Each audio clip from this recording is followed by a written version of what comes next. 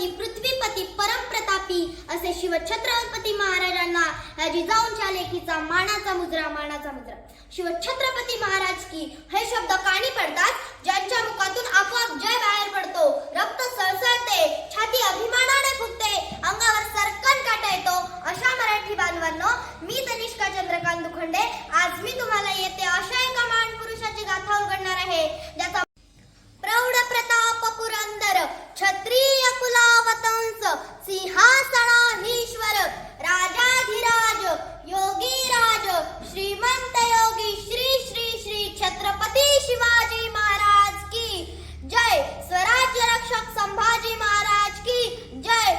छत्रपती शिवाजी महाराजांच्या पदस्पर्शाने पावन झालेल्या या भूमीत मला माझे मनोगत व्यक्त करण्याची संधी दिली त्याबद्दल आयोजकांचे आभार। आज या मातीमध्ये जन्म घेतलेल्या मुलाला सांगावे लागत नाही की शिवछत्रपती महाराज कोण होते, कारण जन्मताच इथली माती त्यांच्या मनामध्ये शिवछत्रपती हे नाव कोरून ठेवते। कोण होते हे छत्रपती शिवाजी? आज 350 वर्ष उलटूनही त्यांच्या नावाचा जय जयकार सगळीकडे केला जातो। अहो, इथल्या लोकांना तर सोडत, इथल्या दराखोरांना जरी विचारले की शिवछत्रपती महाराज कोण होते तर ते सांगतील रुद्राचा अवतार तो वाघाचा ठसा होता, रुद्राचा अवतार तो वाघाचा ठसा होता। विचारात शिवरायांनी आपले शौर्य, कल्पकता, स्त्री दाक्षिण्य आदी गुणांनी केले। अनेक शतके पारतंत्र्यात बुडालेल्या भूमीला शिवरायांनी स्वातंत्र्य मिळवून दिले। शिवाजी महाराजांचा राज्याभिषेक 6 जून 1674 रोजी झाला। गडागडांवर तोफा काढल्या। शिवाजी महाराजांनी राज्याभिषेक हा शोक सुरू केला। आपले शिवाजी महाराज शककर्ते राजे झाले। हातात धरली तलवार, छातीत भरले पोलाद, हातात धरली तलवार, छातीत भरले पोलाद। मातेकडून मिळालेले संस्कार व स्वराज्य स्थापनेची प्रेरणा घेऊन शिवाजी महाराजांनी आपल्या बांधवांना गुलामगिरीतून मुक्त करण्याचा दृष्टिकोन डोळ्यासमोर ठेवला।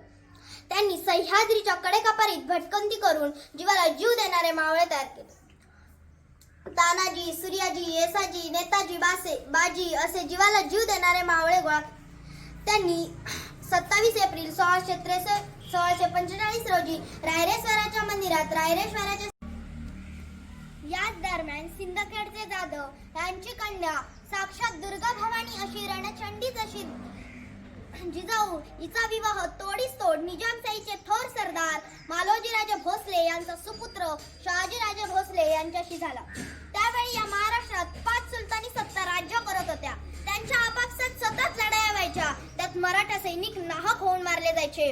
अशा या परिस्थितीत महाराष्ट्राच्या भूमीला हवा होता एक झंकार, एक आज 350 वर्ष होऊनही महाराजांचे कार्य, पराक्रम, विचार, त्यांची प्रेरणा ताजीच आहे।